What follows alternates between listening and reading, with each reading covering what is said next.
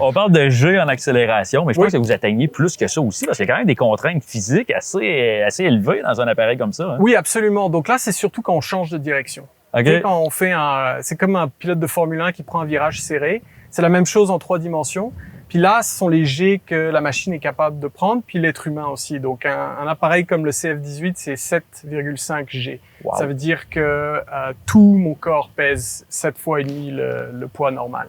Puis en tant que pilote, c'est quoi la sensation? Il faut un entraînement spécifique pour ça aussi, sûrement? Oui, absolument. On fait un entraînement et une sélection dans la centrifugeuse pour éviter de perdre connaissance, parce que ça peut être catastrophique. Ouais, j'avoue.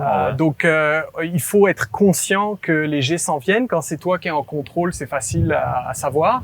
Et puis après, il faut s'exercer dans la façon de respirer, parce que les gens finissent par s'évanouir quand il y a beaucoup de jets, parce que la respiration devient difficile. OK. Et donc, on s'entraîne à respirer sous cette contrainte-là, ce qui nous permet de supporter des jets. Mais c'est un effort physique intense, on sue, et on finit par perdre de l'eau, perdre du poids si on passe une grande journée. Avez-vous des combinaisons anti-G ou des choses spécifiques? Oui, absolument. On a des pantalons anti-G. Les OK. pantalons anti-G, ce qu'ils font, c'est qu'ils gonflent des poches qui permettent au sang de pas se retrouver Dans les pieds, dans les ou pieds. dans les jambes. Fait que le sang reste dans l'abdomen, ce qui est plus facile pour le cœur pour pousser et continuer la circulation, pour continuer la respiration Malade. et pour pas s'évanouir. Parce que quand tu t'évanouis, en fait, ce qui se passe, c'est que t'as pas assez de sang dans le cerveau pour OK.